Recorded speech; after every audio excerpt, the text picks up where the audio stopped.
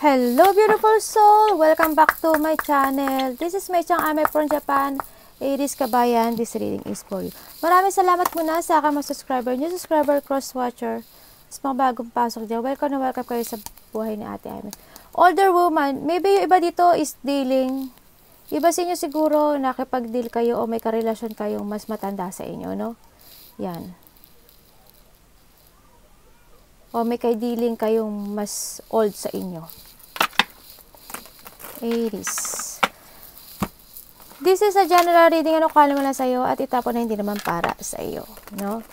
Gawa ka ng isipan, use your own intuition. Maraming salamat sa mga nakatabaan yung mga comments sa health that kayo is resonate. Ano? Keep comments na mga kabayan ng inyong energies na iwan dyan. Pati pangalan nyo binabasa ko. Makuha ko lang yung energy nyo. Makaresonate na kayo sa ating reading.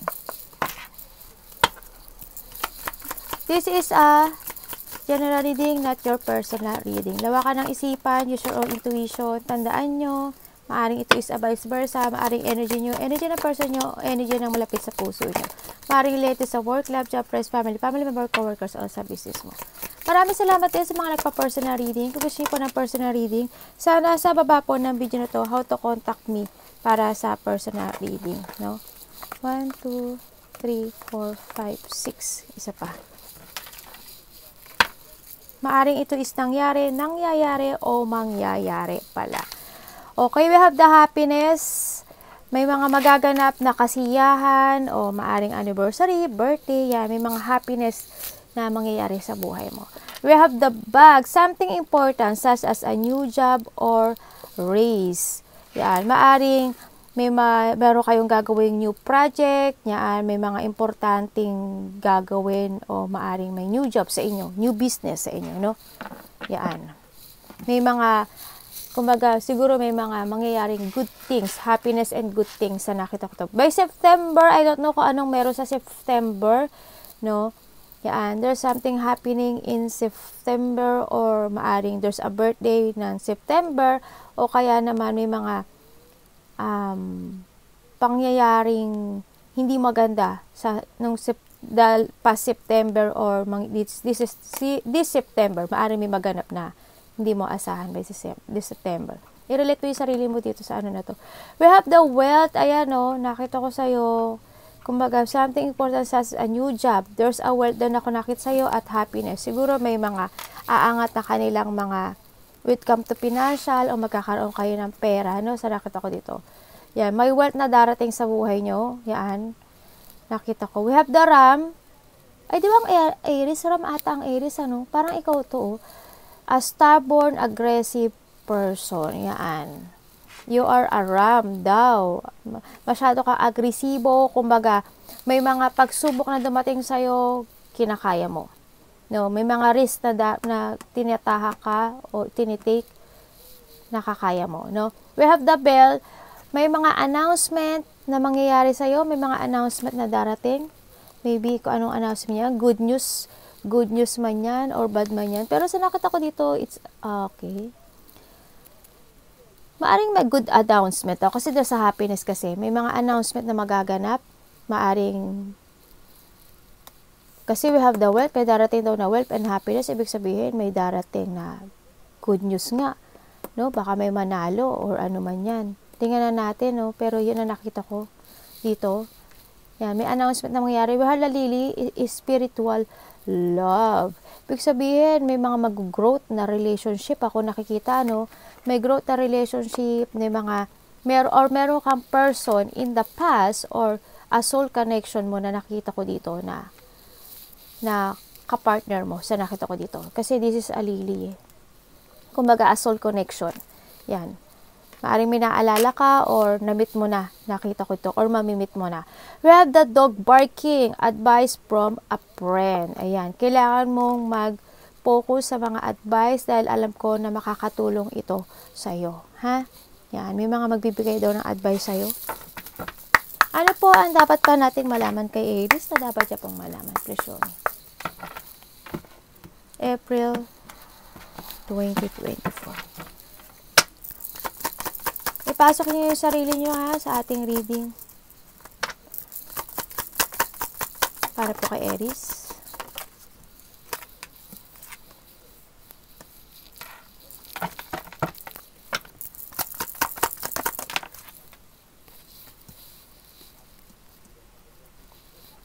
Bakit po 8 of Swords?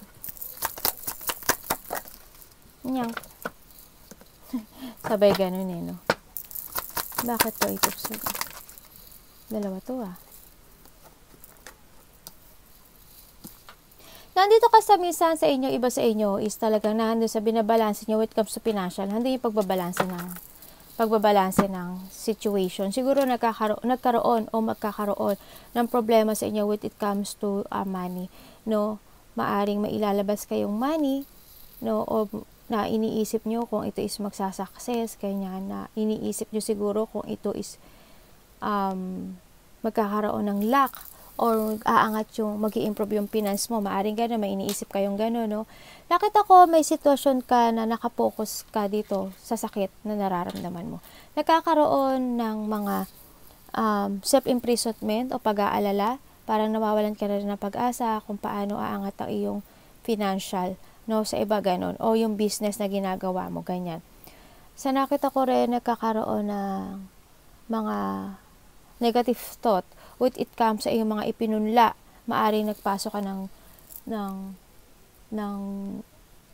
may pinasok kang negosyo, maaring ganoon, may naghihintay ka ng resulta sa mga sitwasyon, parang nahandun na po frustrate ka. Siguro parang nawawalan ka rin ng pag-asa kasi kumbaga, kung pera yung inilabas mo, di ba? Parang nakakapagpaalala naman talaga sa nakita ko dito.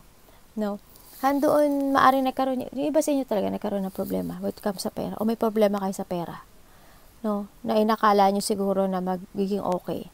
May mga situation ako na nakikita sa iba sa inyo na parang na-corner na lang kayo dito sa sitwasyon na to, parang hindi kayo makaalis. No? Parang tinatry nyo na lang na balansehin yung sitwasyon.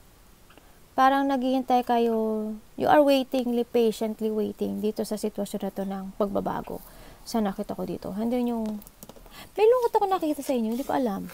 Bakit? Na parang nakikita ko sa iyo, parang gusto mo na mag-end itong situation na to. Parang gusto mo na ng mga positive changes, ganyan. Gusto mo na makarecover sa mga sakit na nararamdaman mo, sa nakita ko dito. Naghahanap ka na ngayon ng new direction sa buhay mo, naghahanap ka na ng mga pagbabago sa buhay mo.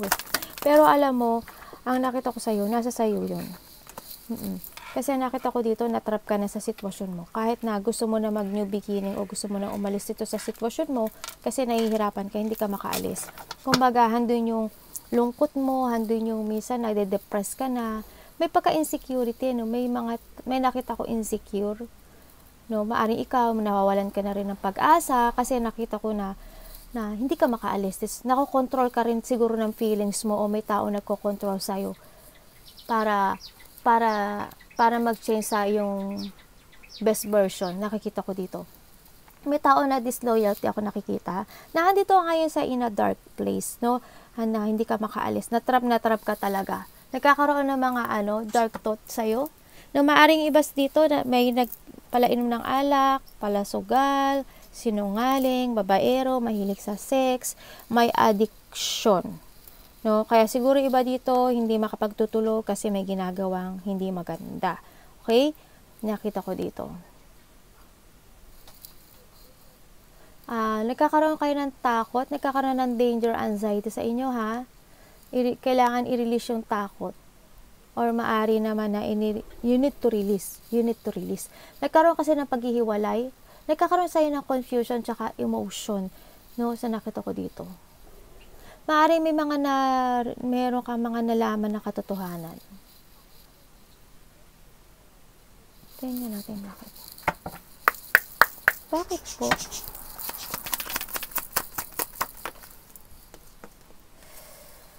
Okay. May nagko-control sa'yo, no? Or may tao dito na controller, may tao na control dito, may tao na binabalanse na lang niya yung situation niya kahit hindi na niya nararamdaman yung saya. Trap na trap ka dito, no? Sa nakita ko dito. Hindi ko alam kung ikaw to o yung person mo. Maari meron ka na rin bilak sa sarili mo, no? O talagang mayroon kang sitwasyon na ayaw mong kausapin, ayaw mong i-text, ganyan. Nakita ko dito. Kasi nakita ko talaga sobrang trap ka kung nasaan ka man ngayon, Aries, or vice versa to. Andun sa part na parang nakita ko na gusto mo naman mag-iba ng landas pero hindi mo magawa. Dapat you need to face yung takot mo, no, sa nakita ko dito. Either masaktan ka man o hindi. Kasi nakita ko yung takot eh. Yung takot sa mga magiging choices mo. This is a torn between two. Wini-wait mo kasi mga option mo. Nagkakaroon ng opposition o talagang nagkakaroon ng mga choices sa'yo. You need to use your mind and intellect. Siguro kailangan na talaga magdesisyon dito kung gusto mag-crossroad ka. Kasi puro emotions, puro pagkokontrol ng puso, puro may taong nagkokontrol sa'yo, maaaring ganun. Nakokontrol ka ng mga situation na tinatahak mo ngayon. Or vice versa to ha. Kailangan din nalakasan mo ang loob mo para handun yung naghihintay ka na lang din siguro ng nakita ko pagod ka na sa sitwasyon mo eh, napapagod ka na. Binibigay mo na lang yung good effort mo para nahandun na lang sa lakasan mo yung loob mo, promise. Huwag kang maghintay ng sign, huwag kang maghintay ng on and off kasi yung action mo sa ngayon. Nakita ko dito. Bakit? Four of Cups. Ang dami mong tanong sa isipan mo, no? Ang dami mong tanong sa sarili mo. Nakita ko dito.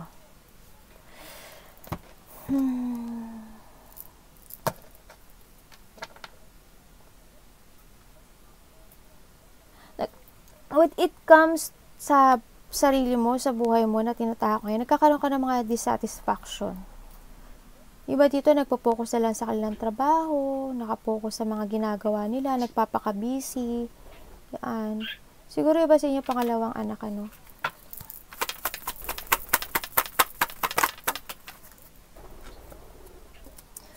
May mga gusto kang nagkakaroon ka ng mga deep one, no? May mga gusto ka naman mahustisya. May mga gusto mo na clarity, eh. No? May gusto kang i-correct sa buhay mo. No? Lalo na when it comes sa relationship, na nakita ko dito. Yan, may mga gusto kang i-correct. May nakikita ko sa'yo dito, gusto mo na rin ng panibagong buhay o gusto mo ng another path sa nakita ko dito.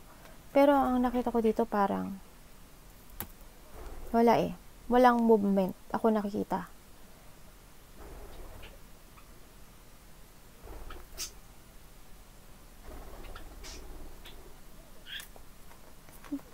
Yun ang nakikita ko. Para naghihintay ka ng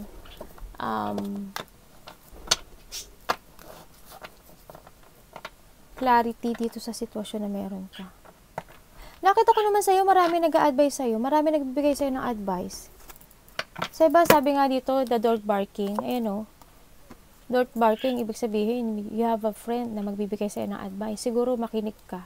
No? Well, nasa sayo naman yun, no? Kahit naman siguro magbigay ng advice sa'yo yung mga nasa paligid mo, nasa sayo pa rin kasi yung action. Wala sa iba, kundi na sa'yo. Lakasan mo lang love mo, give effort, ang nakikita ko dito. Makikita mo rin yung clarity sa buhay mo.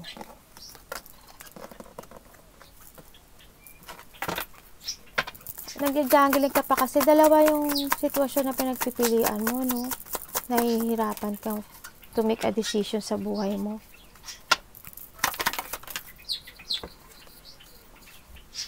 Iniisip ko kung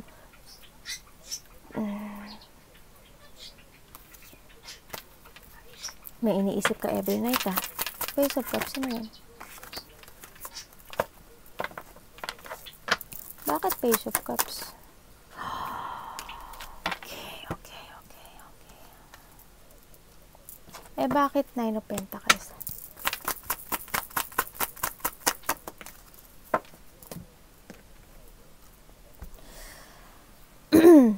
Ang nakita ko, sandali lang. May mga sitwasyon ka na back and forth. Yan, may mga sitwasyon ka na nagja-jungling ka. May mga sitwasyon ka na ini-evaluate sa ngayon. Pero ang nakita ko dito na may tao, ako, maybe ikaw or vice versa, may tao na gustong bumalik o gustong mag-sorry sa'yo, pero nahandun sa part na naiisip niya naka-move on ka na. Or vice versa to, ah. Naisip niya naka-move on ka na, meron ka ng peace, na-forgive mo na yung sarili mo, ganyan. Nahandun na sa part na parang kontento ka na kahit wala siya, o nahandyan siya, ganyan. May tao rin ako nakikita na may handin yung pagkalito sa'yo. Siguro ikaw to, itong sasabihin ko. Siguro ikaw to na handun ka, may sitwasyon ka na nalilito ka sa buhay mo, na gusto mo kumawala sa isang sitwasyon, pero nalilito ka. Handun yung back and forth, handun yung parang di mo kaya. Kasi may mawawala. Yun ang naiisip ko sa'yo Kasi may mawawalan ka. Hindi ko alam, ano ba mawawala sa'yo? Pera? Stability? Hindi ko alam. Or vice versa to or vice versa. And you want to follow your heart, or may gusto ka talagang tao, ang nakikita ko dito, pero nandun sa part na nakita mo na parang nag-move na siya. No? May tao rin ako nakita dito na may hidden agenda, maybe sa iyo, sa nakita ko dito. May hidden motive ako nakikita. Yung iba sa inyo, siguro minsan yung iba sa inyo nawawala na kayo sa sarili nyo. Kasi yung pagkalito nyo sobre. May tao rin ako nakikita na parang you feel disconnected kayo nito. Ang nakita ko dito. I-resonate ko sa inyo to. Nagkaroon ng third party, may third party sa inyo. Isa naka-move on na kasi yung isa nakapokus sa kanyang passion. Nakapokus, mas minahal na niya yung sarili niya. Ikaw na lang, or vice versa to ikaw na lang ang nahang dito sa sitwasyon niya. Sa sitwasyon na to. Or vice versa, tandaan nyo. Ano pa para kay Aries? Oh, okay.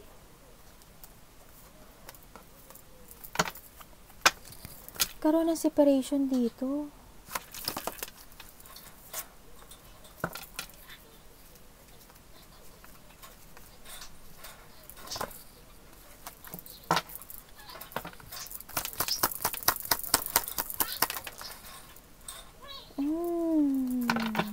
Okay. Magkaiba ba kayo ng lahi nito, Aries? Kasi may nadidinig ako ibang salita Hindi ko alam kung nasa ibang bansa ka o magkaiba lang kayo ng salita. No? Baka siya, ay nakikita ko, magkaiba kayo ng lengguwahe. Nakita ko rin na doon sa part na, nakita ko na hindi ka masaya kung nasaan ka ngayon. Maari may kinat ka na rin sa buhay mo, no? Maaaring meron kang nalaman na katotohanan sa ibang tao na nasasaktan ka. Ganun, nakikita ko.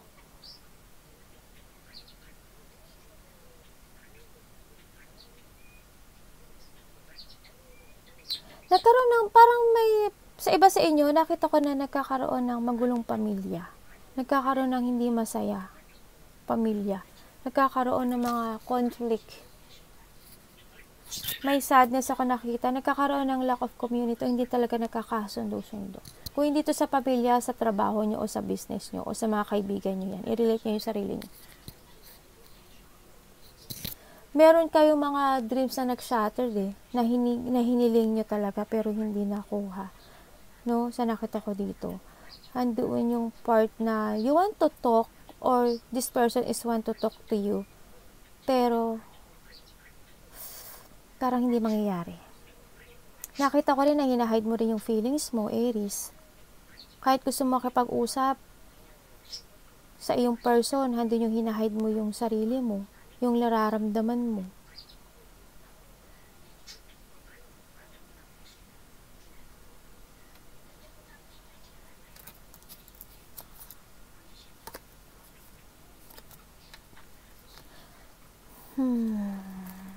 Nagkaroon ng mga panloloko dito, no? May mga na babae na lalaki, may mga tao na sneaky person sa iyo. Nasa na yun?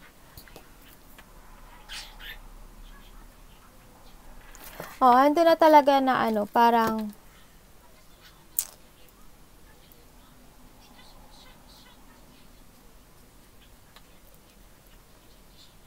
hindi ko alam kung ikaw Aries o there's a person talaga na hinahide niya yung feelings niya sa'yo. O maybe ikaw, hinahide mo yung feelings mo sa isang tao. O kaya naman, sa iba dito, sa nakita ko dito, may mga tao ako nakikita, a person, hindi lang sila isa Marami mga nakipag-usap sila, may mga nakipag-usap sa'yo na iba't ibang tao na may nararamdaman sa'yo, pero hindi sa tinatago nila yung nararamdaman nila. Hindi nila isinushow sa'yo, sa nakita ko dito. Bakit? Bakit? May ganun, tinanong ko pa talaga, bakit?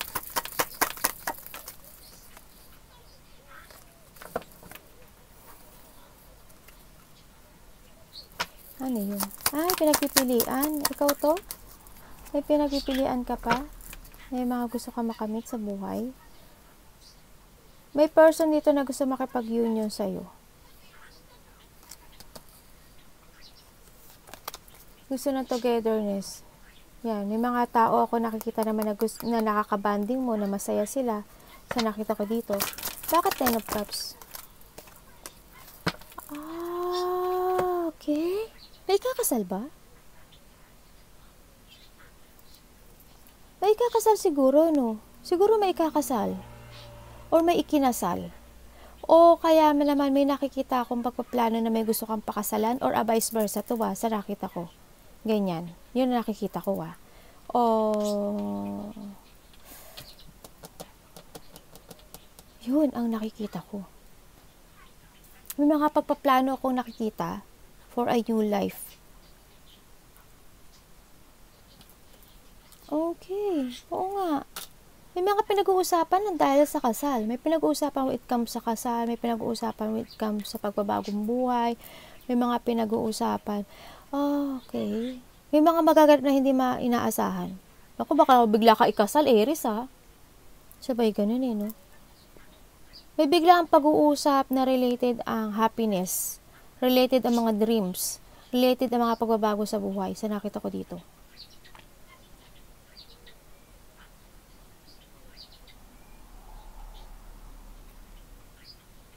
May mga pag-uusap.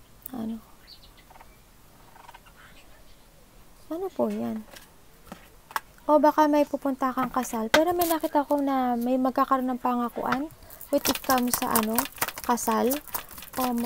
O promises for a long relationship o deep relationship ako nakikita.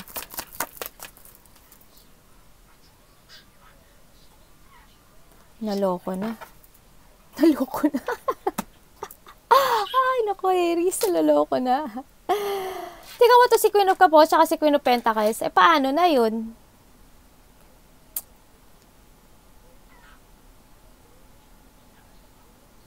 Ibig sabihin, iba sa inyo, ikinasal na. O kaya may tao kayong gustong pakasalan at ibigay yung cups nyo. Maaring iba dito is kumapit sa patalim, sa nakita ko dito. Iba dito kumapit sa patalim. Kahit hindi nila mahal o wala silang ganong nararamdaman sa tao nila, humapit na lang kayo. Pero mayroon talaga kayong gustong tao. Sa nakita ko dito. And then ngayon gusto mo makipag-communicate or vice versa to tandaan nyo, or vice versa. Andun yung part na nakita ko sa inyo na gusto nyo na mag-move on, gusto nyo makipag-communicate sa tao na to. Parang nakita ko parang gusto nyo, may plano ka sa kanya na gusto mo siyang pakasalan o gusto mo uli na communication sa kanya. Pero nakita ko yung married God. Ako yung naano sa'yo, nahihirapan. Maaring when it comes sa trabaho, gano'n, meron kang pinagpipilian na trabaho, maaring gano'n. Siguro may trabaho ka ngayon, and then meron kang trabaho in the past, o may gustong-gusto ka talagang trabaho o business man yan na gustong gawin na pinaplano mo. Maaring ganun, o nagkakaroon ng mga pagplano dito. Sa relationship, ganun yung sinabi ko kanina, ganun din sa relationship. Na maaring may tao talaga na ikaw, may tao talaga siguro na ikaw na gustong-gusto. No? Sa nakita ko, may bigla ang mangyayari na pagkikita. No? May mga bigla ang mangyayari sa buhay mo na hindi mo aasahan na mangyayari. Maaari pakikipag-usap in a weeks, baka may makapag-usap sa'yo, or baka may nakapag-usap na sa'yo, no? O may mga nakaband ka na.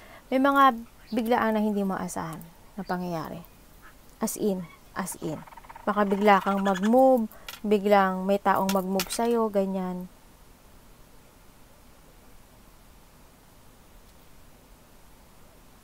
May mga gagawin ka na hindi na unstoppable. May mga gagawin ka sa buhay mo na hindi ka na mapipigilan sa nakikita ko dito. Yung iba dito nakapokus sa dreams nila. Chini-chase nila yung dreams nila. Or may gusto kayong i-chase sa buhay nyo. na ikasisiya nyo. Kasi you want communication sa isang tao eh. Or vice versa, ulitin ko ulit, or vice versa. Ganon, ang nakita ko.